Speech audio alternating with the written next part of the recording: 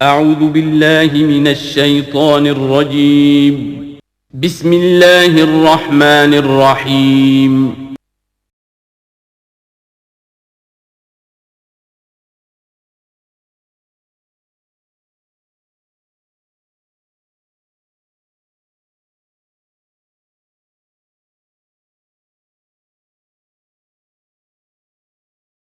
الحمد لله وحده والصلاة والسلام على من لا نبي بعده. اعوذ باللہ من الشیطان الرجیم. بسم اللہ الرحمن الرحیم.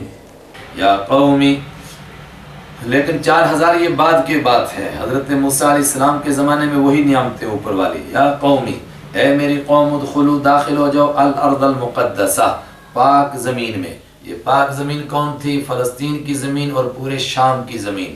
مطلب حضرت موسیٰ علیہ السلام مصر سے بنی اسرائیل کو لے کر کے نکلے، بحر کلزم پھٹا اور یہ پار ہوئے، اور پھر وادی سینا سے ہوتے ہوئے حضرت موسیٰ علیہ السلام ان کو لے کر فلسطین کے قریب پہنچ گئے. فلسطین اور شام کون تھی؟ ان کے باپ دادا کی جائیداد، ان کے باپ دادا کی زمین تھی. کنعان میں یہ پہلے رہتے تھے. حضرت یوسف علیہ السلام کے زمانے میں مصر گئے تھے، لیکن اب وہاں ایک دوسری قوم آباد ہو گئی تھی، اس کو عمالقہ کہتے ہیں. اور تھے بھی وہ بڑے لمبے تڑنگے. کہا جاتا ہے کہ قوم عاد کے باقی لوگوں میں سے تھے. بڑے جسامت والے لوگ تھے. موسیٰ علیہ السلام جب اس کی بارڈر پر پہنچ گئے، قریب پہنچے، تو فرمایا کہ داخل ہو جاؤ اس زمین میں. داخل ہونے کا مطلب اب یہاں تک آ چکے ہو، جہاد کرو. لیکن ایک بات یاد رکھو، تم تھوڑا بہت ان کے ساتھ ہمت کے ساتھ بھیڑ جاؤ، اللہ نے تمہارے لیے فتح کو لکھ دیا ہے.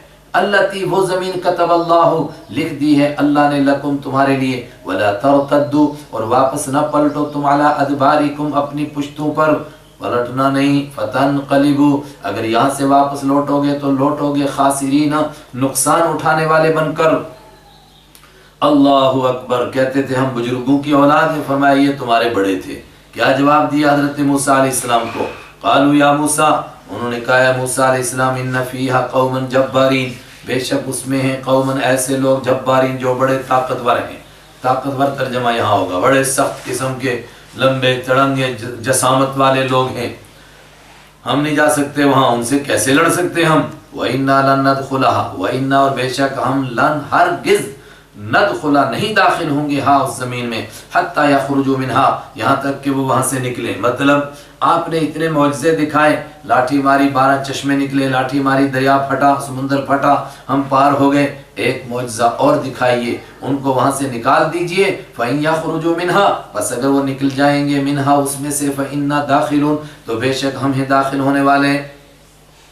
سب برابر نہیں ہیں، کچھ نیک لوگ بھی. قَالَ رَجُلَانِ، کہا 2 آدمیوں نے، من الذین، ان لوگوں میں سے، یخافون، جو ڈرتے تھے اللہ سے، جن کو اللہ کا خوف تھا، نافرمانی کا خوف تھا. انعم اللہ، اور اللہ نے انعام کیا تھا، علیہما، ان دونوں کے اوپر، ان کو اللہ نے استقامت عطا فرمائی تھی، تقوی عطا فرمایا تھا. یہ 2 لوگ کھڑے ہو گئے. انہوں نے کہا ادخلوا، او لوگوں کیا ہو گیا، موسیٰ علیہ السلام کی بات کو مانو، داخل ہو جو علیہم، ان لوگوں پر، البابا، گیٹ سے.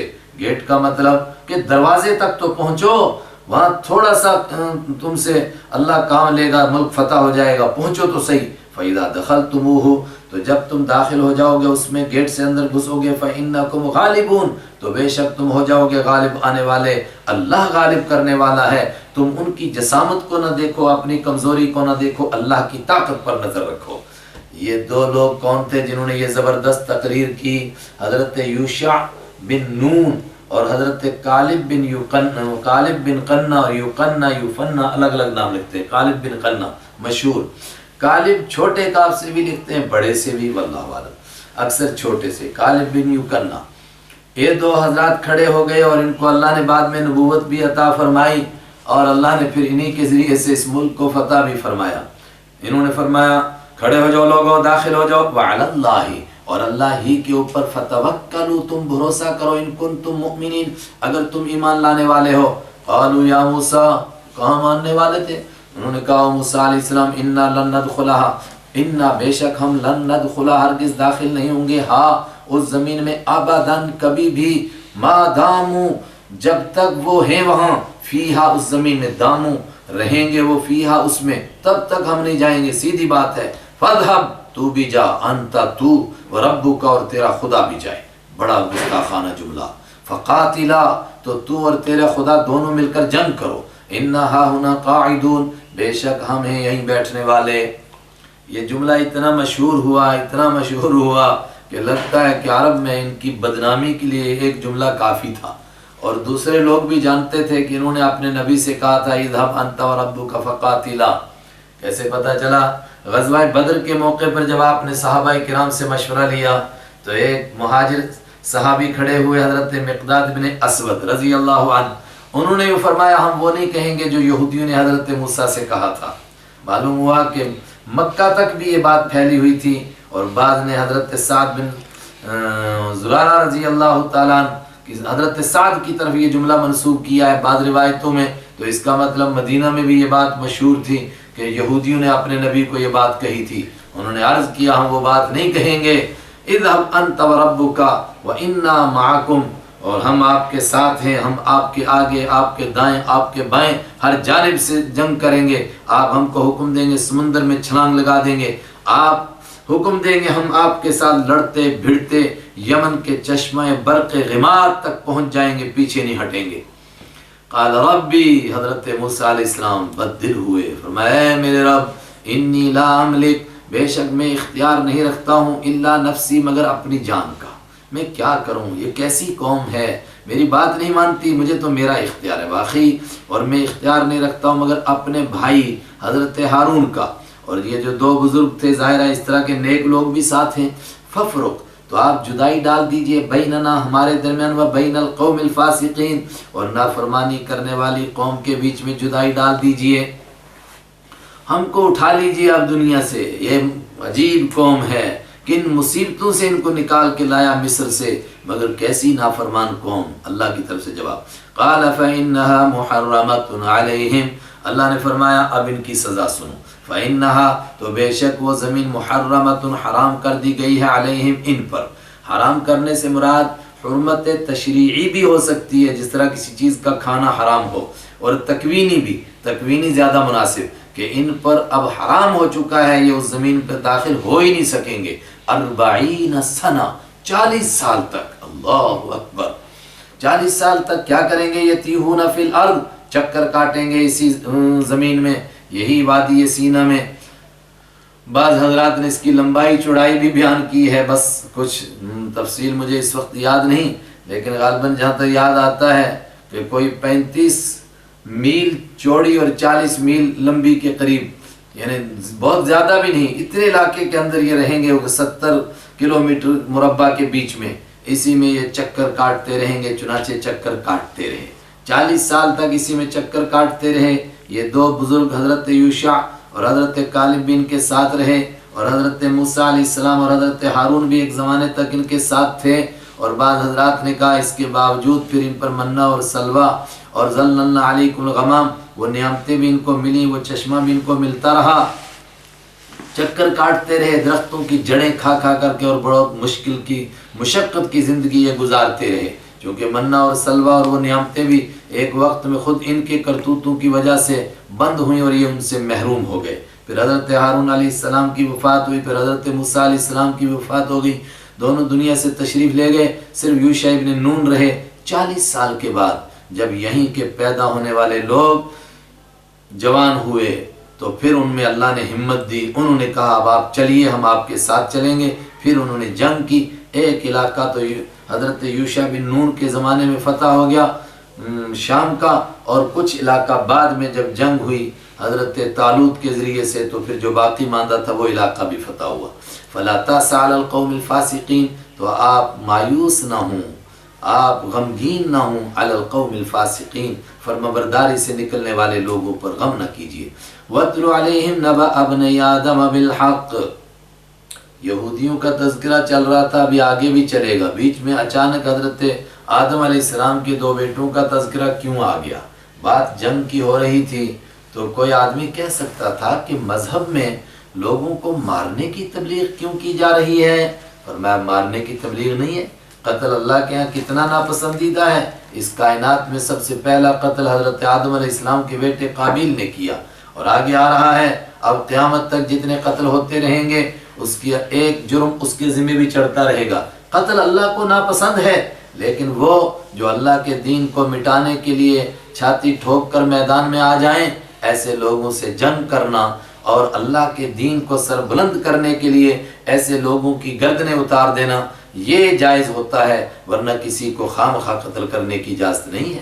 وَاتْلُ عَلَيْهِمْ نَبَأَ ابْنَيْ آدَمَ بِالْحَقِّ، تلاوت کیجیے علیہم ان کے سامنے نبأ خبر، بتائیے ان کو خبر ابنی آدم حضرت آدم علیہ السلام کے دو بیٹوں کی بالحق برحق طریقے سے۔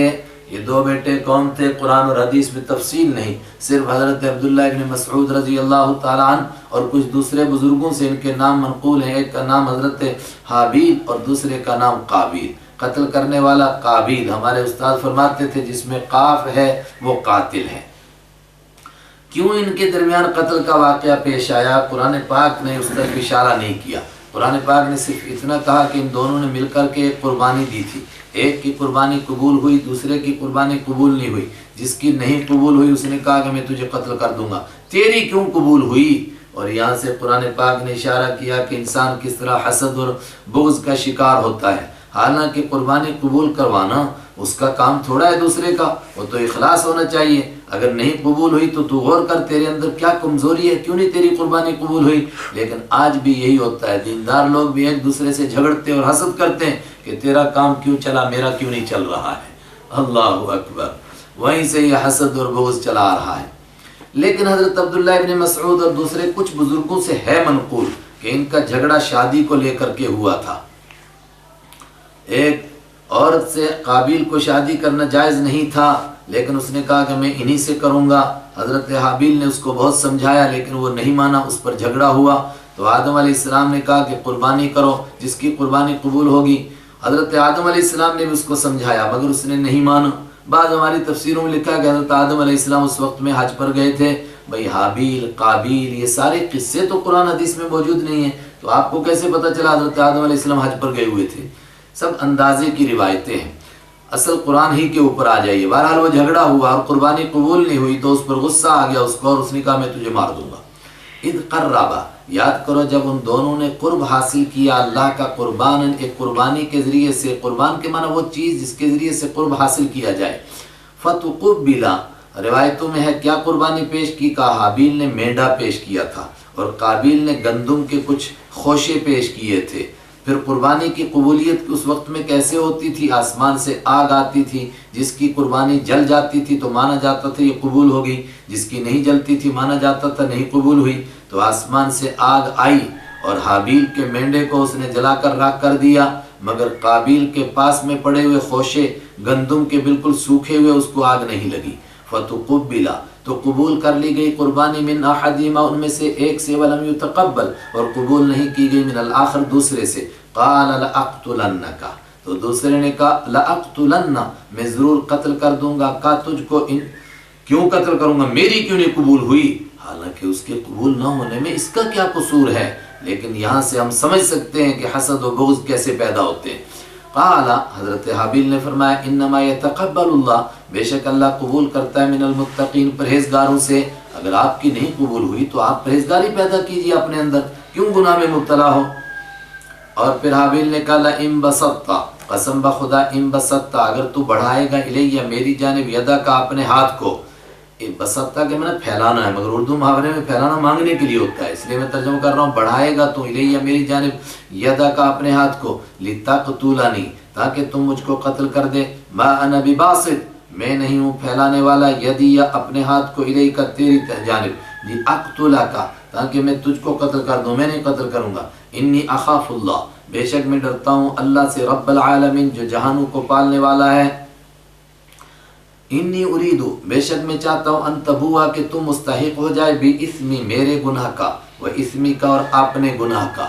بہت تفصیل اس کی گئی، لیکن آسان بات کیا ہے؟ اگر کسی کے اوپر کوئی ظالم حملہ آور ہو جائے تو مظلوم کو حق ہے اپنا دفاع کرنے کا، لیکن حضرت حابیل نے فتنے سے بچنے کے لیے اس اپنے حق کو بھی چھوڑ دیا کہ میں دفاع بھی نہیں کروں گا، آسان بات سمجھنے کے لیے۔ اور جو کہا میرا گناہ اور تیرا گناہ، مطلب قیامت کے دن کیا کیا جائے گا؟ جس نے ظلم کیا ہے اس کی نیکیاں مظلوم کو دی جائیں گی، اور جب پورا نہیں ہوگا تو مظلوم کے گناہ بھی اس کے سر ڈالے جائیں گے۔ تو اگر مجھ سے کوئی خطا ہوئی تو وہ بھی تیرے سر پڑے گی، فتکون من اصحاب النار، تو تو ہو جائے گا جہنم والوں میں سے، وذالک جزاء الظالمین، اور یہی سزا ہے ظالموں کی۔ ان الفاظ کی اور طرح بھی تفسیر کی جاتی ہے مگر یہ بہت آسان بات ہے۔ فطوعت، تو تیار کر دیا، نفسہ، اس کے نفس نے، قتل اخیہ، اس کو اپنے بھائی کے قتل کے لیے، فقتلہ، تو اس نے قتل کر ہی دیا، فاصبح، تو وہ ہو گیا من الخاسرین، نقصان اٹھانے والوں میں سے، فطوعت لہ، ہائے ہائے، تیار کر دیا اس کے نفس نے ابھارا، ہائے رے نفس، فبعث اللہ، پھر کیا ہوا، چونکہ دنیا میں پہلی موت ہوئی اور پہلا قتل ہوا، آج تک کوئی مرا ہی نہیں تھا، جب نہیں مرا تھا تو لوگوں کو یہ بھی معلوم نہیں تھا کہ مردے کو کیا کرنا ہے، تو یہ پریشان ہوا کہ اب بھائی کو کروں کیا، اس مردے کو، پھرتا رہا، تفسیر والوں نے تو لکھا 1 سال تک پھرتا رہا، لیکن یہ روایت سب اندازے کی۔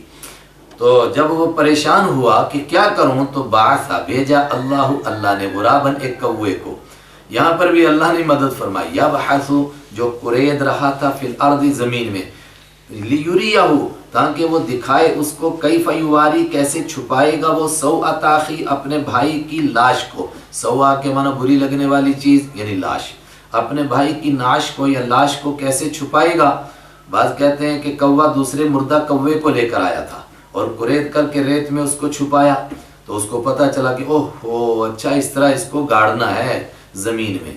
یوں معلوم ہوا کہ کائنات میں جو سب سے پہلے آدمی مرا اس کو دفن کیا گیا، اور یہی شرافت والا طریقہ ہے، انسان کو جلا دیا جانا، یہ بہیمیت بھی ہے اور اس میں بے حیائی کی بات بھی ہے، اس لیے کہ کتنے بھی کپڑے اس پر ڈالیں گے، پہلے کپڑے جل جائیں گے تو آدمی تو ننگا رہ جائے گا۔ اللہم احفظنا۔ فبعث اللہ، تو بھیجا اللہ نے غراباً، ایک کوے کو، یبحث، وہ قرید رہا تھا، فی الارض، زمین میں، لیریہ، تاکہ دکھائے ہو اس کو، کیف یواری، کیسے چھپائے گا وہ، سوءۃ اخیہ، اپنے بھائی کی لاش کو، قال یا ویلتا، اس نے کہا ہے میری بدبختی، اعجزت، کیا میں عاجز آ گیا اس بات سے، ان اکون، کہ ہوتا میں، مثل ھذا الغراب، اس کوے کے جیسا، میرے اندر اتنی بھی عقل نہیں جتنی کوے کو ہے، فاواری سوءۃ اخی، جس کی وجہ سے میں چھپاتا اپنے بھائی کی لاش کو، فاصبحت، وہ ہو گیا من النادمین، شرمندہ ہونے والوں میں سے، لیکن وہ بھائی کے قتل پر شرمندہ نہیں تھا، صرف بھائی کی لاش چھپا نہیں سکا اس پر شرمندہ تھا۔ من اجل ذالک کتبنا علی بنی اسرائیل، من اجل ذالک، اسی وجہ سے، کتبنا علی بنی اسرائیل، ہم نے لکھ دیا بنی اسرائیل پر، ایک بات لکھی، انہ من قتل، بنی اسرائیل پر لکھی، سب پر لکھی، لیکن یہ بات سب سے پہلے بنی اسرائیل کو ان کی کتابوں میں بتائی، کیا بتائی، کہ دیکھو قابیل نے پہلا قتل کیا، دنیا میں قتل کا رواج پڑا، اب جو بھی کسی برائی کا رواج ڈالے گا تو جو رواج پر عمل کرے گا اس کا ایک گناہ اس کے سر بھی پڑتا رہے گا۔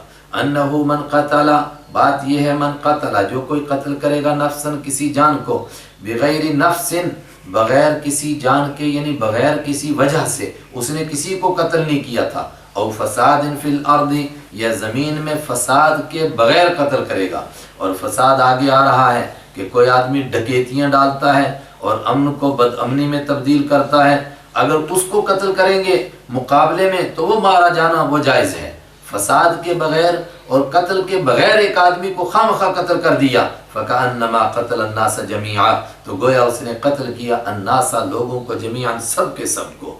اللہ اکبر، کوئی مذہب، کوئی دھرم آئے اور یہ ضابطہ پیش کرے جو ہم پیش کر رہے ہیں، پھر بھی ہم کو کہتے ہیں کہ نہیں یہ دنیا میں بدامنی پھیلاتے، ہم کہہ رہے ہیں، قرآن کہہ رہا ہے جو ایک انسان کو قتل کرتا ہے وہ پوری کائنات کو قتل کرتا ہے۔ ومن احیاہا، اور جس نے ایک جان کو زندہ رکھا، مطلب ایک مظلوم کو مارا جا رہا تھا، ایک شخص نے ہمت کر کے اس کو بچایا، فکأنما، تو گویا اس نے احیا الناس، زندہ کر دیا لوگوں کو، جمیعاً، سب کے سب کو۔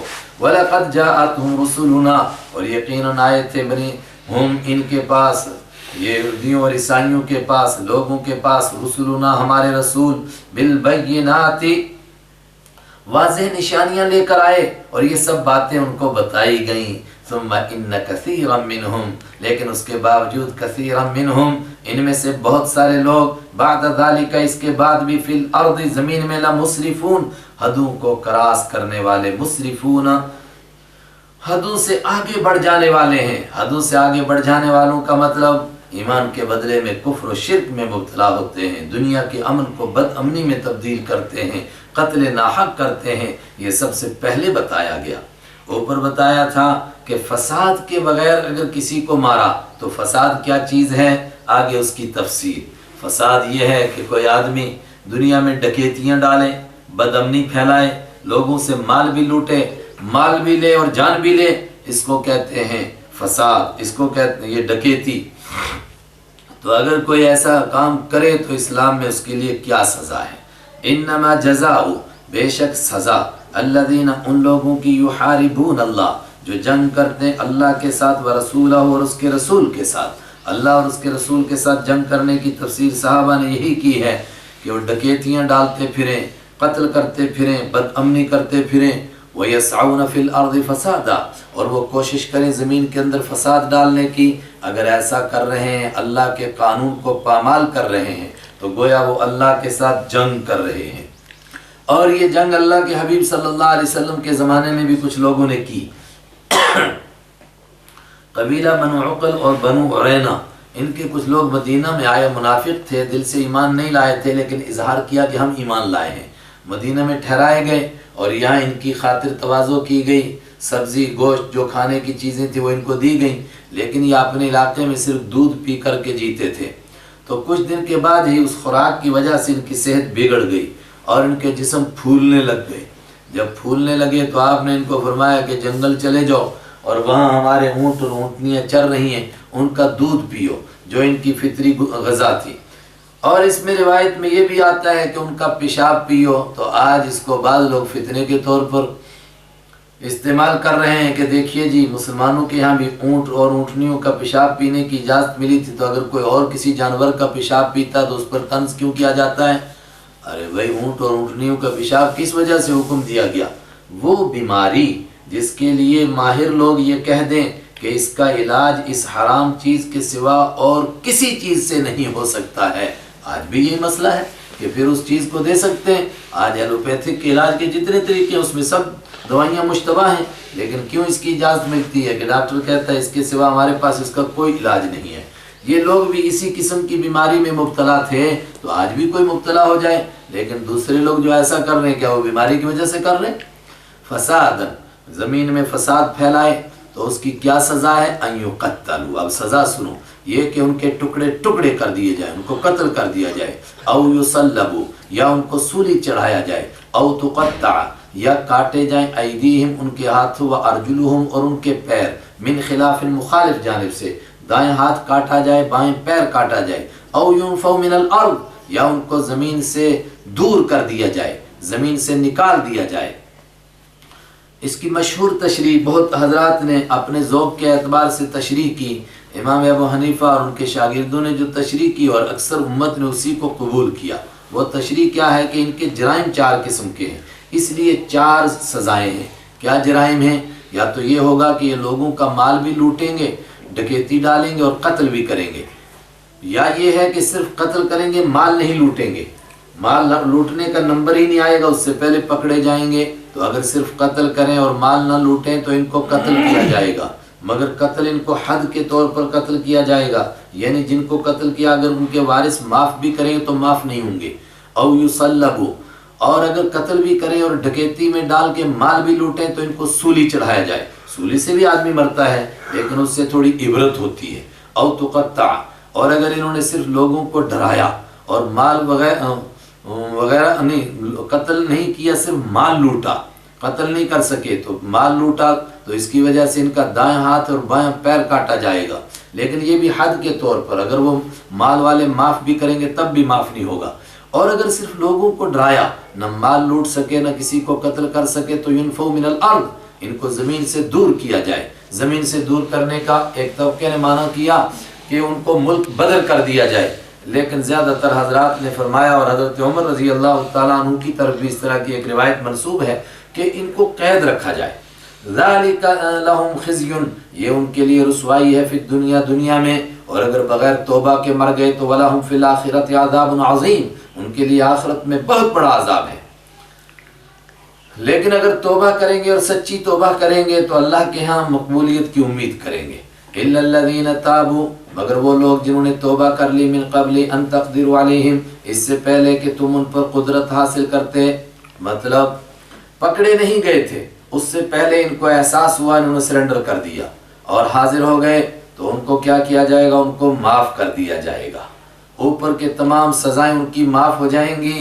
لیکن یہاں بڑی گہری تفصیل ہے، وَلَمْ يَتَعَرَّضْ أَحَدٌ مِنَ الْمُفَسِّرِينَ، لیکن اس کو چھیڑا نہیں۔ جلالین نے ذرا سا اشارہ کیا اور بین القرآن میں اس کی تفصیل ہے۔ کیا ان کو معاف کیا جائے گا؟ یعنی اللہ کا حق معاف ہو جائے گا، بندوں کے حق باقی رہیں گے۔ اب اگر کسی کو انہوں نے قتل کیا تھا تو توبہ کریں گے تو حد کے طور پر تو قتل نہیں کیا جائے گا، لیکن اگر اس کے وارث مطالبہ کریں گے تو پھر قتل کیا جائے گا۔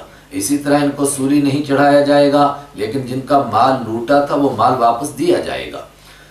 اگر انہوں نے توبہ کر لی من قبل، اس سے پہلے ان تقدروا کہ تم قدرت حاصل کرتے علیہم ان پر، فاعلموا تو جان لو تم ان اللہ غفور، تو اللہ معاف کرنے والا ہے، رحیم رحم کرنے والا، اللہ معاف کر دے گا۔ اتنا بڑا جرم کرنے کے باوجود بھی جو توبہ کرے گا اللہ معاف کرے گا، مگر بندوں کا حق معاف نہیں ہوگا، وہ دینا پڑے گا۔ یا ایھا الذین آمنوا، اے وہ لوگوں جو ایمان لائے ہو، یہ سارے احوال تمہارے سامنے آئے، تم نے اس سے کیا سبق حاصل کیا؟ اتقوا اللہ، اللہ سے ڈرو، اللہ کا تقوی اختیار کرو۔ وابتغوا الیہ الوسیلہ، اور تلاش کرو تم اللہ کے پاس پہنچنے کے لیے وسیلہ، وسیلہ تلاش کرو، وسیلہ اردو والا نہیں، یہ عربی کا وسیلہ ہے جس کے معنی اللہ کا قرب تلاش کرو۔ اور اللہ کا قرب کیسے تلاش کریں؟ آگے اس کی تفسیر یہی ہے، وہ تفسیریہ وجاہدوا فی سبیلی، یعنی اللہ کے راستے میں قربانیاں دو، جہاد کرو، مال کی جان کی قربانی دو، لعلکم تفلحون، تاکہ تم کامیاب ہو جاؤ۔ کیوں؟ اگر تقوی نہ اختیار کیا، اللہ کا قرب حاصل نہ کیا، الیاذ باللہ، اور کمزور ہوتے رہے اور کفر پر موت آ گئی، تو ان الذین کفروا، بے شک وہ لوگ جنہوں نے انکار کیا، لو اگر ان لہم، یہ بات ہو کہ ان کے لیے ہو ما فی الارض، جو کچھ زمین کے اندر ہے، جمیعاً سارے کا سارا، ومثلہ، اور اسی کے برابر اور بھی ہو ان کے پاس قیامت کے دن، معہ، اس کے ساتھ اور بھی ہو، لیفتدوا بہ، تو وہ اس کو فدیے میں دینا پسند کریں گے، من عذاب یوم القیامہ، قیامت کے دن سے کے عذاب سے بچنے کے لیے۔ لیکن کیا ہو زمین میں جو ہے وہ سارے کا سارا، چونکہ سورہ آل عمران کے شروع میں ہم پڑھ چکے ہیں ذہباً، سونا، تو یہاں پر بھی وہی نکالیں گے۔ اگر ان کے پاس اتنا سونا ہو جس کا ڈھیر پوری زمین پر لگ سکتا ہو، اور اتنا اور بھی ہو، تو اس سارے کو فدیہ میں دیں گے، تو کیا چھوٹ جائیں گے؟ ما تقبل منہم، نہیں وہ قبول کیا جائے گا اس فدیے کو، بدلے کو، منہم، ان کی طرف سے، ولہم عذاب علیم، اور ان کے لیے دردناک عذاب ہے۔ یہ کیوں دینا چاہیں گے؟ یریدون، وہ چاہیں گے، ان یخرجوا، کہ نکلیں وہ، من النار، جہنم سے، یہ دے کر، وما ہم بخارجین، حالانکہ نہیں نکلنے والے ہیں وہ، منہا، اس سے، ولہم عذاب مقیم، کیسے نکلیں گے؟ ان کے لیے تو ہمیشہ رہنے والا عذاب ہے۔ اوپر ڈکیتی کا حکم تھا، ڈکیت وہ ہوتا ہے جو ہتھیار لے کر کے لوگوں کو راستے میں قتل بھی کرتا ہے، مال بھی لوٹتا ہے، اعلان کر کے۔ راہ زنی کو بھی یہاں اس میں شامل کیا گیا، گھروں کے اندر ڈکیتی ڈالتا ہے وہ بھی اس میں شامل، یعنی اردو میں عام طور پر ڈکیتی ہوتی ہے جو گھروں میں ہو، راستے میں جو راہ زنی، لیکن یہاں اوپر کے حکم میں دونوں شامل ہیں۔ آگے دوسرا اس سے ملتا ہوا حکم چور کا۔ چور کیا ہوتا ہے؟ جو چپکے سے کسی کا مال لے کر بھاگتا ہے، مال محفوظ کو لے کے بھاگتا ہے، اس کی کیا سزا ہے؟ والسارق، اور چوری کرنے والا، والسارقۃ، اور چوری کرنے والی، ان کی کیا سزا ہے؟ فاقطعوا، تو کاٹ دو تم، ایدیہما، ان دونوں کے ہاتھ، جزاءً، بدلہ دینے کے لیے، بما، اس کا، کسبا، جو انہوں نے کمایا، نکالا من اللہ، اللہ کی جانب سے سزا کے طور پر، سزا کے طور پر ان کے ہاتھوں کو کاٹ دو، چور کا ہاتھ بھی کاٹو، چورنی کا ہاتھ بھی کاٹو۔ قرآن کی تعبیریں بڑی عجیب ہوتی ہیں، یہاں چور کا لفظ پہلے ہے، اور سورہ نور میں جب بدکاری کا حکم بیان ہوا وہاں بدکارنی کا لفظ پہلے آیا۔ کیا مطلب؟ مرد ہو کر چوری کرے تو چورنی کے مقابلے میں چور کے لیے زیادہ بے غیرتی کی بات ہے، اور عورت ہو کر کے برائیوں میں مبتلا ہو جائے مرد کے مقابلے میں یہ عورت کے لیے زیادہ ذلت کی بات ہے، اس لیے یہاں چور کو مقدم کیا، وہاں زانیہ کو مقدم کیا۔ والسارق، اور چوری کرنے والا، والسارقۃ، اور چوری کرنے والی، فاقطعوا، تو کاٹ دو، ایدیہما، ان دونوں کے ہاتھ جزاءً بدلہ سزا دینے کے لیے بما اس چیز کی کسبا جو انہوں نے کمائی کی نکالا من اللہ اللہ کی طرف سے سزا کے طور پر۔ اکثریت فقہا کی کہتی ہے سزا کے طور پر کا مطلب یہ ہے کہ جن کی چوری کی ہے اگر وہ معاف بھی کرنا چاہیں گے تو یہ اللہ کا حق ہے، جب مقدمہ عدالت میں پیش ہو جائے گا پھر معافی نہیں ملے گی، پھر ہاتھ کاٹے جائیں گے۔ تو اسی کو ہم کہہ سکتے ہیں کہ یہ فوجداری مقدمہ ہے، یہ دیوانی مقدمہ نہیں ہے۔ ہاں اگر کوئی معاف کرنا چاہتا ہے جس کی چوری کی ہے اور عدالت میں مقدمہ ہی نہ پیش کرے تو ٹھیک ہے، معاف کر سکتا ہے۔ واللہ عزیز، اور اللہ غالب ہے، حکیم حکمت والا ہے۔ فمن تاب من بعد ظلمہ، تو جو کوئی توبہ کرے اپنے ظلم کرنے کے بعد، واصلح، اور اپنا حال درست کر لے، فإن اللہ، تو بے شک اللہ تعالیٰ، یتوب، توبہ قبول کرتا ہے، علیہ، ایسے آدمی کی۔ چور چوری کے بعد بھی سچی توبہ کرے اور جس کا مال چوری کیا اس کو مال واپس دے دے، اللہ معاف کر دے گا۔ ان اللہ غفور، بے شک اللہ بخشنے والا ہے، رحیم، رحم کرنے والا ہے۔ کیوں؟ بھائی وہ بادشاہ مطلق ہے، جو چاہے سو کرے، اسے کوئی پوچھ سکتا ہے؟ الم تعلم، قرآن پڑھنے والے کیا تو نہیں جانتا ہے ان اللہ کی اللہ تعالیٰ لہو، اسی کے لیے ملک السماواتی، آسمانوں کی بادشاہی، والارض، اور زمین کی بادشاہی، یعذب، سزا دیتا ہے، من یشاء، جس کو چاہتا ہے، یغفر، اور معاف کر دیتا ہے، لمن یشاء، جس کو چاہتا ہے، واللہ علی کل شیء قدیر، اور اللہ ہر چیز پر قدرت رکھنے والا ہے۔ یا ایھا الرسول، اے رسول صلی اللہ علیہ وسلم، لا یحزن، چاہیے کہ غم میں نہ ڈالے کا آپ کو، الذین، وہ لوگ، یسارعون، جو جلدی کرتے ہیں، فی الکفر، کفر کرنے میں، من الذین، ان لوگوں میں سے بھی، قالوا آمنا، جنہوں نے کہا ہم ایمان لے آئے، اور کہا کیسے بھی، افواہم، اپنے منہ سے، ولم تؤمن قلوبہم، حالانکہ ان کے دل ایمان نہیں لائے، دوڑ دوڑ کر کے کفر کرتے ہیں، یہ آپ کو غم میں نہ ڈالیں۔ ومن الذین ہادوا، اور وہ لوگ جو دوڑ دوڑ کر کفر کرتے ہیں ان لوگوں میں سے، الذین ہادوا، جو یہودی بنے، وہ بھی آپ کو غم میں نہ ڈالیں، ایسے بدباطن ہر دور میں رہیں گے، آپ ان پر غمگین نہ ہوں۔ مطلب اوپر حکم بیان ہوا ڈکیتی کا، پھر حکم بیان ہوا چوری کا، آگے ایک زنا کا حکم بیان ہو رہا ہے، اور اس میں منافقوں نے اور یہودیوں نے بڑی مکاری کی اور آپ کو دکھ دینے والی باتیں کی، تو آپ کو پیش کی فرمایا کہ آپ ان کی باتوں کی وجہ سے غمگین نہ ہوں۔ کیا واقعہ تھا چوری کا اور ڈکیتی کا جس کا یہاں تذکرہ ہے؟ احادیث میں اس طرح کے بہت واقعات ملتے ہیں، اور بعض ڈکیتی کے وہ بدکاری کے علاوہ قتل کے واقعات بھی ملتے ہیں کہ یہودیوں کے ہاں کچھ قبیلے مالدار تھے، انہوں نے الگ قانون بنا رکھا تھا، اگر ہمارے قبیلے کو کوئی قتل کرے گا تو اس کی سزا اتنی زیادہ ہوگی، لیکن کچھ غریب تھے، کہا ان قبیلوں سے اگر کوئی آدمی قتل کیا جائے گا تو اس کی معمولی سزا ہوگی، اس کی کوئی زیادہ سزا نہیں ہوگی۔ تو جب آپ مدینہ تشریف لے گئے تو یہ مقدمے آپ کے سامنے بھی پیش کیے گئے، تو آپ نے ان کی سزا کا برابری کا فیصلہ کیا، تو اس پر وہ حیران ہو گئے کہ یہ برابری کا فیصلہ کیسے؟ یہ مقدمہ بھی آپ کے سامنے پیش کیا گیا جس کی تفصیل حدیث میں موجود ہے۔ وہ کیا؟ خیبر کے یہودیوں میں سے دو شادی شدہ جوڑے نے بدکاری کی، تو مالدار گھروں سے تعلق رکھتے تھے، اور آج بھی یہ حکم بائبل میں، تورات میں موجود ہے کہ بدکاروں کی سزا یہی ہے کہ ان کو پتھر مار مار کے مارا جائے۔ دیکھیے کتنے بدبخت ہیں عیسائی اور یہودی، آج اسلام کی مذاق اڑاتے، کہتے ہیں وہ بڑی بھیانک سزا ہے ان کے ہاں، کہتے ہیں جی پتھر مار مار کے مار دو، تو تمہارے یہاں کون سی سزا ہے؟ خود بائبل میں یہی سزا موجود ہے، لیکن اپنی کتاب کو ماننا نہیں چاہتے ہیں۔ تو ان کے ہیں یہ سزا موجود تھی، لیکن انہوں نے اپنے مذہبی لوگوں کو، قاضیوں کو رشوت دی کہ کسی طرح بچاؤ، تو انہوں نے ایک مشورہ دیا کہ کہا ایسا کرتے ہیں ہم غیر جانبداری سے اس کا فیصلہ کراتے ہیں۔ کہا غیر جانبداری سے کیسے؟ کہا یہ جو مدینہ میں صاحب آئے جن کا دعوی نبوت ہے ان سے فیصلہ کرائیں گے۔ کیوں؟ ان کے ذہن میں تھا کہ چونکہ یہ بہت نرم مزاج ہیں تو کوئی نرم حکم دے دیں گے۔ چنانچہ خیبر کے یہودیوں نے اس جوڑے کو بھی بھیجا اور ان کے ساتھ کچھ لوگوں کو بھی بھیجا، اور مدینہ کے منافقوں اور مدینہ کے یہودیوں کو کہا کہ یہ مقدمہ حضور کے سامنے بڑی چلاکی سے پیش کرنا، کہیں آپ کو اس کی بھنک نہ لگ جائے کہ اپنی مرضی کا فیصلہ کرانا چاہتے ہیں۔ اسی کی طرف جگہ جگہ آیت میں اشارے ہیں۔ قالوا آمنا، منہ سے کہتے ہیں ہم ایمان لائے، ولم تؤمن قلوبہم، حالانکہ دل ایمان نہیں لائے۔ ومن الذین ہادوا، اور وہ لوگ جو انہوں نے یہودیت اختیار کی، ان کا کفر کرنا آپ کو غم میں نہ ڈالے۔ یہ کیسے لوگ ہیں؟ سماعون للکذب، بہت زیادہ سننے والے ہیں جھوٹ کو، جھوٹی باتیں سنتے ہیں، سچی ان کو ہضم ہی نہیں ہوتی۔ سمعون، بہت زیادہ سننے والے، لقوم، ایسے لوگوں کے لیے، آخرین، جو دوسرے ہیں، کچھ دوسرے لوگوں کے لیے جھوٹی باتیں سنتے ہیں یا جاسوسی کرتے ہیں، یہ منافق اور یہاں کے یہودی ان کے لیے، لم یاتوکا، جو آپ کے پاس ابھی آئے نہیں، یحرفون، بدلتے ہیں وہ الکلمہ، باتوں کو، من بعد مواضعہ، ان کی جگہ رکھنے کے بعد، مطلب تورات کے احکام کو بدلتے ہیں۔ اور وہاں خیبر سے انہوں نے ان کو بھیجا، اور کیا کہتے ہوئے بھیجا؟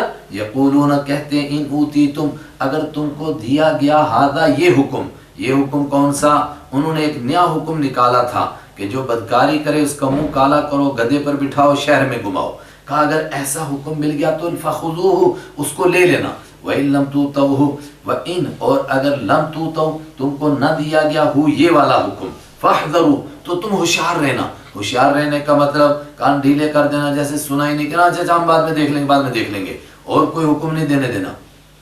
وَمَن يُرِدِ اللَّهُ، اور من، اور وہ شخص چاہے، یرد، چاہے، اللہ تعالیٰ، فتنہ، جس کو فتنے میں مبتلا کرنا، آزمائش میں مبتلا کرنا، اس کفر میں مبتلا کرنا، فلن تملکا، تو نہیں مالک ہو سکتا ہے، لہو، اس کے لیے، من اللہ، اللہ کے مقابلے میں، شیئن، کسی چیز کا۔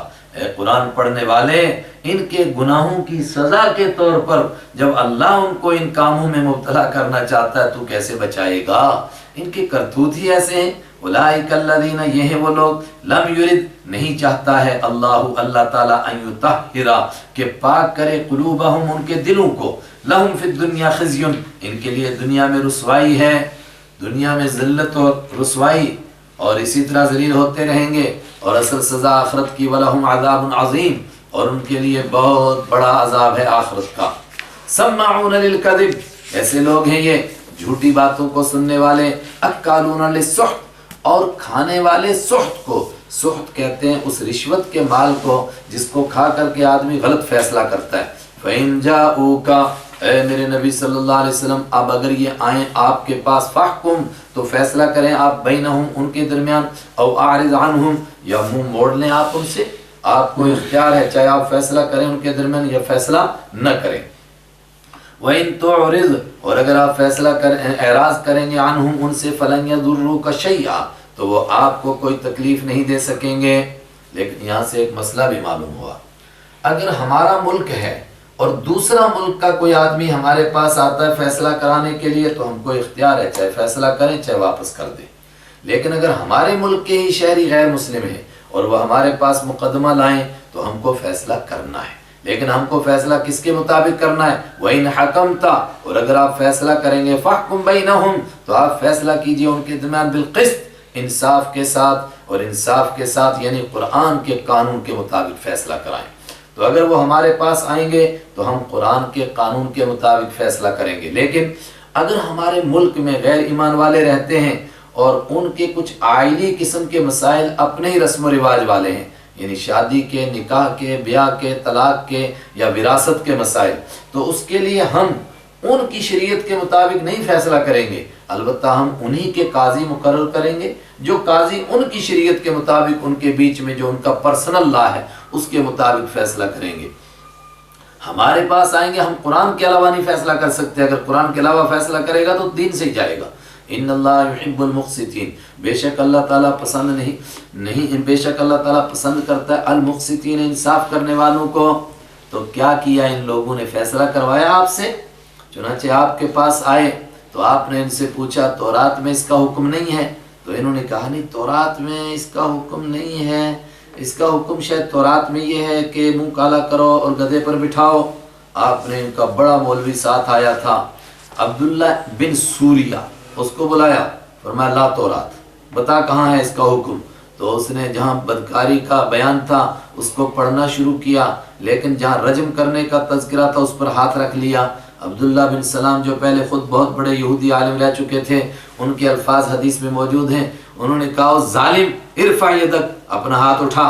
جب اس نے ہاتھ اٹھایا فَإِذَا آیَةُ الرَّجْمِ تَلُوحُ، تو اس کے نیچے رجم کی آیت چمک رہی تھی۔ آپ نے فرمایا پڑھ کیا ہے؟ تو اس نے پڑھا کہ ایسے آدمی کو رجم کیا جائے۔ کیا ان کو رجم کیا گیا؟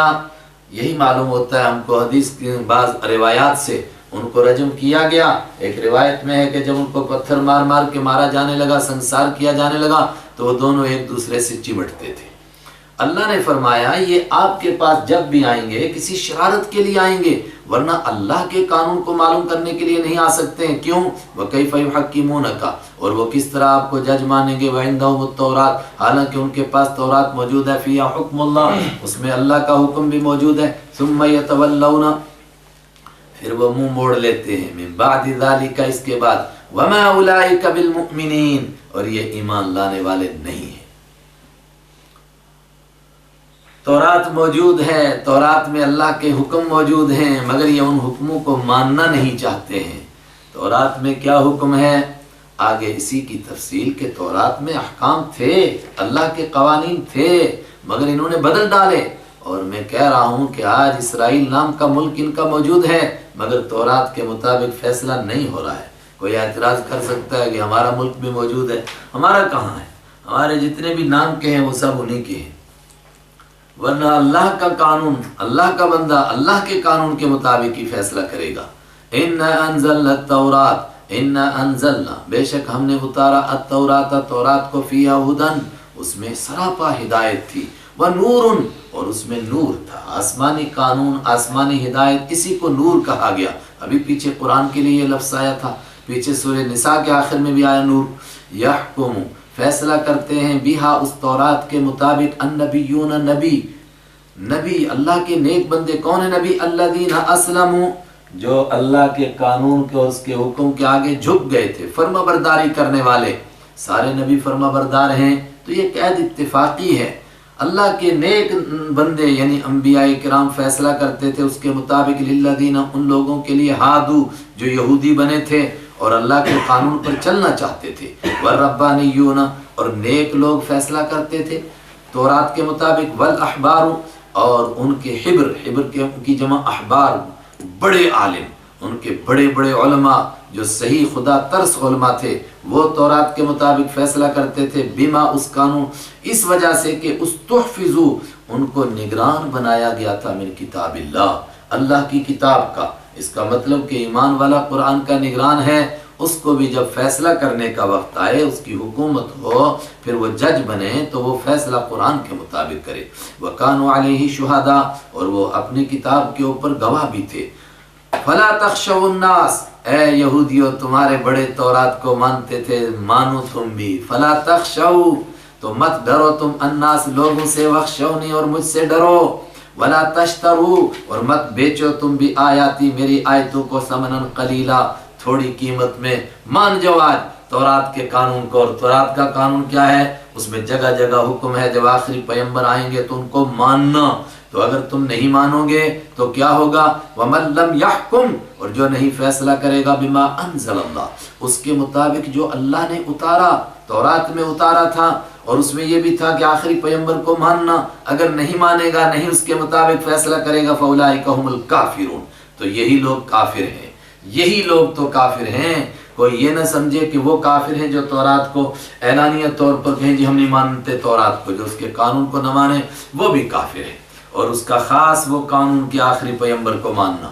وَكَتَبْنَا عَلَيْهِمْ، اور تورات میں کیا احکام تھے ان کی ذرا جھلک۔ وَكَتَبْنَا، اور لکھا تھا ہم نے، عَلَيْهِمْ، ان کے اوپر، تورات، فِيهَا، اس میں تورات میں، أَنَّ النَّفْسَ، کہ جان، بالنفسی، جان کے بدلے میں، اگر کسی کی جان لینی ہے تو جان کے بدلے میں ہی لے سکتے ہیں، اس کے بغیر نہیں۔ والعین، اور آنکھ لی جائے گی، آنکھ کاٹی جائے گی، پھوڑی جائے گی، بالعین، آنکھ کے بدلے میں۔ والانف، اور ناک کاٹی جائے گی، بالانف، ناک کے بدلے میں۔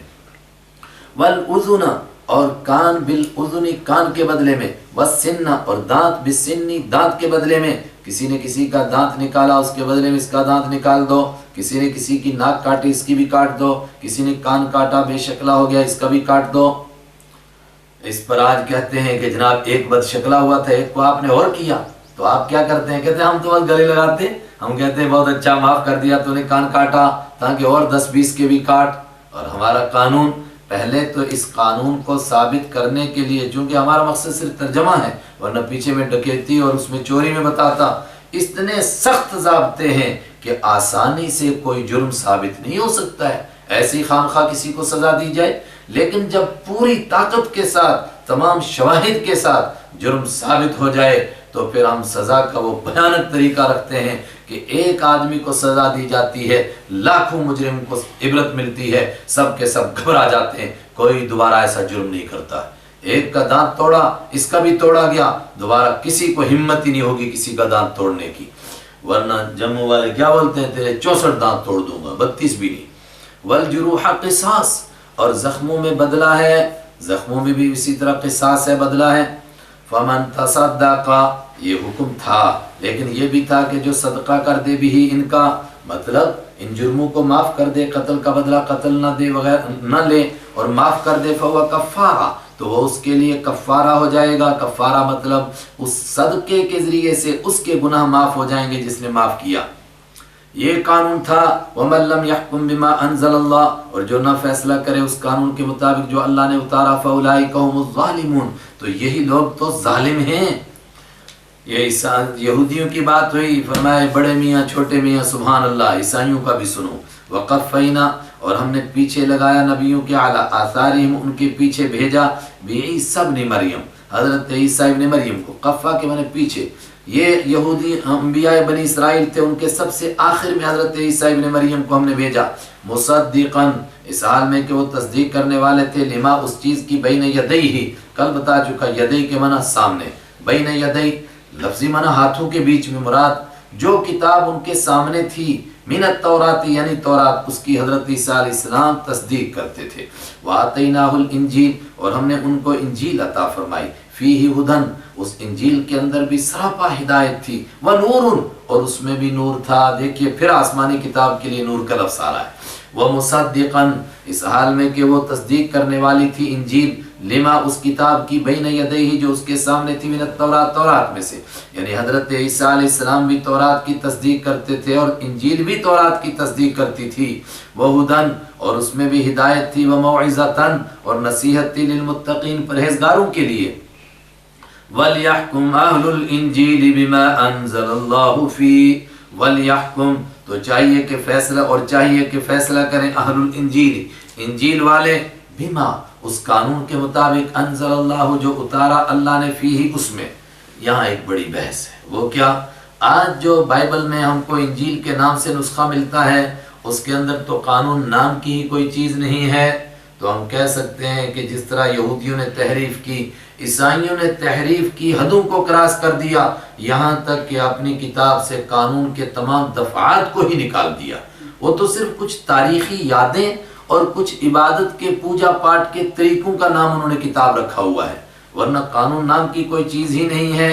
دوسری بات یہ بھی ممکن ہے کہ تورات کو ان پر ماننا فرض تھا، تو انجیل کے علاوہ تورات کے قانون فرض تھے، اس کے مطابق فیصلہ کرو۔ اور آخری بات یہ کہ کم سے کم انجیل کا ایک فیصلہ یہ تو تھا نا، جو آج بھی موجود ہے کہ آخری پیغمبر آئیں گے تو ان پر ایمان لانا۔ حضرت عیسیٰ علیہ السلام نے آخری موقع پر کہا کہ میرا جانا ہی بہتر ہے، اگر میں نہیں جاؤں گا تو وہ نہیں آئے گا جو دنیا کا سردار بنے گا، تو وہ آخری پیغمبر آئے تو اے انجیل والو، اس قانون کو پورا کرو، اس آخری پیغمبر پر ایمان لاؤ۔ وَمَن لَّمْ يَحْكُم، اور جو کوئی نہیں فیصلہ کرے گا، بما، اس کے مطابق، انزل اللہ، جو اللہ نے نازل کیا، فَأُولَٰئِكَ هُمُ الْفَاسِقُونَ، تو یہی لوگ ہیں فرما برداری سے نکلنے والے۔ وَأَنزَلْنَا إِلَيْكَ الْكِتَابَ بِالْحَقِّ مُصَدِّقًا لِمَا بَيْنَ يَدَيْهِ مِنَ الْكِتَابِ، عام دم برسر مطلب، فارسی کا محاورہ ہے۔ اب سنو کام کی بات، اصلی بات سنو۔ کیا بات؟ یہودیوں کو قانون دیا گیا، انہوں نے قانون کی دھجیاں اڑائیں، اس کے مطابق نہیں اپنے ملک کا نظام چلایا، نہیں فیصلہ کیا۔ عیسائیوں کو قانون دیا گیا، انہوں نے پس پشت ڈالا، اور آج بھی ان کے پاس کتنی بڑی بڑی حکومتیں ہیں، مگر اپنی کتاب کو پس پشت ڈالے ہوئے ہیں، اس کے مطابق نہیں فیصلہ کرتے ہیں۔ تو اے ایمان والو، ان کا دور چلا گیا، اب تمہارا دور آیا، اب تم کو کتاب ملی ہے، اب یہ دیکھنا ہے کہ تم اس کتاب کے ساتھ کیا کرتے ہو۔ اور یہ باتیں حضرت رحمت عالم صلی اللہ علیہ وسلم کو کہی گئیں، لیکن ہم کو سنائی گئی۔ وَأَنزَلْنَا، اور اتارا ہم نے، الیک، آپ کی جانب، الکتاب، کتاب کو، بالحق، برحق طریقے سے، مصدقاً، اس حال میں کہ کتاب تصدیق کرنے والی ہے، لما اس چیز کی بین یدیہ جو اس کے سامنے ہے، من الکتاب ساری کتابیں جو قرآن سے پہلے آسمانی کتابیں تھی ساری، ان سب کی قرآن تصدیق کرنے والا ہے، خالی تصدیق نہیں کرتا ہے، اس سے آگے بڑھو، ومہیمنا اور یہ قرآن اس حال میں کہ نگران ہے علیہ ان کتابوں پر، ان پرانی کتابوں کا محافظ ہے، مہیمن اور نگران ہے، مطلب ان کتابوں کی جو بات اللہ نے باقی رکھنی تھی وہ قرآن پاک میں اتار دی۔ مثلا یہی تورات کے اندر تھا ان النفس بالنفس والعین بالعین والانف بالانف، یہ قرآن میں اتار دیا، اب قیامت تک قرآن باقی ہے تو یہ باتیں بھی باقی رہیں گی، یہ نگران بھی ہے۔ فاحکم اے میرے پیغمبر اب آپ فیصلہ کیجئے بینہم ان کے درمیان، بما اس قانون کے مطابق انزل اللہ جو اللہ نے اتارا، ولا تتبع اور آپ پیروی نہ کیجئے اہواءہم ان کی خواہش کی، مطلب یہ چاہیں گے کہ آپ کو اللہ کے قانون سے ہٹائیں اور اپنی خواہشات پر چلائیں، آپ ایسا نہیں کرنا، عما نہ پیروی کیجئے اہواہم ان کی خواہشات کی، عما اس چیز کو چھوڑ کر جاءک جو آپ کے پاس آ چکی، من الحق یعنی سچا دین برحق دین، اس کو چھوڑ کر ان کی خواہشوں کو نہیں ماننا۔ لِكُلٍّ جَعَلْنَا مِنْكُمْ شِرْعَةً وَمِنْهَاجًا ایک اہم بات وہ کیا، قرآن کے بہت سارے قوانین ایسے بھی ہیں جو تورات اور انجیل کے قانون سے ٹکراتے ہیں چند قوانین، مثلا یہی مان لیا جائے اونٹ کا گوشت، تو فرمایا کوئی بات نہیں، ہر دور کے لیے اللہ نے ایک قانون بھیجا تھا، ہر قوم کے لیے ایک شریعت مقرر کی تھی، ایک راستہ مقرر کیا تھا، اب قیامت تک تمام انسانوں کے لیے قرآن کے لیے ایک ایسا قانون بن گیا جس کے اوپر سب عمل کر سکیں۔ لِكُلٍّ جَعَلْنَا ہر ایک کے لیے مقرر کیا تھا ہم نے، منکم تم میں سے، شرعتاً ایک قانون، ومنہاجاً اور زندگی گزارنے کا ایک طریقہ۔ اگر کوئی قانون ٹکرا رہا ہے تو ٹھیک ہے، وہ اس دور میں تھا، اب نہیں رہا، چونکہ وہ وقت کی مجبوری تھی، اب ضرورت نہیں ہے۔ وَلَوْ شَاءَ اللَّهُ اور ایسی چند باتیں ہیں بس، ورنہ دین ہمیشہ ہے اور عقائد میں کبھی نہیں، یہ صرف شرعتاً قانون۔ وَلَوْ شَاءَ اللَّهُ مثلا یہ قانون اگر مان لی جائے اس بات کو، کیا کہا جاتا ہے کہ یہودیوں کے ہاں قتل کے بدلے میں قتل ہی واجب ہے، ان کے ہم معاف کرنے کی اجازت نہیں تھی، ہمارے معاف کرنے کی اجازت ہو گئی، کیوں؟ اب یہ عالمی قانون ہے، کہیں لوگوں کے مزاج ایسے ہوں گے کہ وہ قتل کا بدلہ قتل چاہیں گے، اور کہیں لوگوں کے مزاج ایسے ہوں گے کہ وہ معافی کو پسند کریں گے، فرمایا جیسے لوگوں کا دل کرے، کوئی معاف کر دے، کوئی قتل کا بدلہ لے لے، کوئی جرمانہ لے لے۔ وَلَوْ شَاءَ اللَّهُ اور اگر اللہ تعالیٰ چاہتا، لَجَعَلَكُمْ أُمَّةً وَاحِدَةً وہ بنا دیتا، لا ضرور جعلا کر دیتا وہ کم تم کو امتم واحدہ ایک ہی جماعت، زبردستی سب کو مسلمان بنا دیتا، لیکن اللہ نے ایسا نہیں کیا، سارے قوانین سامنے رکھے، پھر تم کو مختار بنا دیا کہ جس کا دل چاہے وہ ایمان قبول کرے اور جس کا دل نہ چاہے نہ کرے، جہنم کے لیے تیاری کر لے۔ لیکن لیبلوا تاکہ وہ آزمائے تم کو فی ما ان باتوں میں آتا جو اس نے دی ہیں، تم کو فاستبقوا الخیرات تو تم آگے بڑھو، دوڑ لگاؤ نیکیوں میں، الی اللہ مرجعکم اللہ کی طرف لوٹ کر تمہارا جانا ہے، جمیعا سب کے سب کا، فینبئکم تو تم کو بتا دے گا، بما کنتم فیہ تختلفون وہ تمام باتیں جن میں تم اختلاف کرتے ہو، وَأَنِحْكُمْ بَيْنَهُمْ پھر دوبارہ کہا جا رہا ہے، اے میرے پیغمبر صلی اللہ علیہ وسلم یہ حکم دیا گیا ہے، ان کے احکم فیصلہ کیجیے آپ، بینہم ان کے درمیان، ایمان والوں کے بیچ میں بھی ان کے بیچ میں بھی فیصلہ کیجیے، بما اس قانون کے مطابق انزل اللہ جو اللہ نے اتارا ہے، ولا تتبع اہواءہم اور نہ پیچھے چلیے آپ ان کی خواہشوں کے، آپ نہیں چل سکتے، امت کو بتایا جا رہا ہے کہ یہودی اور عیسائی اپنے کتابوں کو پسے پشت ڈال چکے ہیں، میں کہہ رہا ہوں آج بھی ڈالے ہوئے ہیں، تو وہ چاہیں گے کہ تم بھی وہی کام کرنے لگ جاؤ، ہوشیار رہنا، ایسا نہیں کرنا، وَاحْذَرْهُمْ اور تم ہوشیار رہنا ان سے، ان یفتنوک اس بات سے کہ کہیں وہ فتنے میں مبتلا کر دیں کا آپ کو، یہاں فتنے سے مراد پھسلا دیں، بچلا دیں آپ کو، عن اس سے، بعد ما انزل اللہ الیک اس قانون میں سے کسی قانون سے، ما جو انزل اتارا اللہ نے الیک آپ کی جانب، وہ چاہیں گے کہ چلو سارے قانون نہیں چھوڑتے تم، مگر کچھ قانون قرآن کے چھوڑ دو، کچھ اس میں تبدیلی کر دو۔ ایسے بے ایمان، ایسے بدبخت، ایسے منافق پیدا کریں گے جو اپنا نام مسلمانوں کا جیسا رکھیں گے، مگر مسلمانوں کو ہی مشورہ دیں گے کہ قرآن کے اس قانون کو بدل دو، اللہ کی کتاب کو بدل دو۔ فاحذرہم واحذرہم، آپ ان سے ہوشیار رہیے، ہوشیار رہیے، کہیں دھوکے میں نہ مبتلا کر دیں۔ اللہ اکبر۔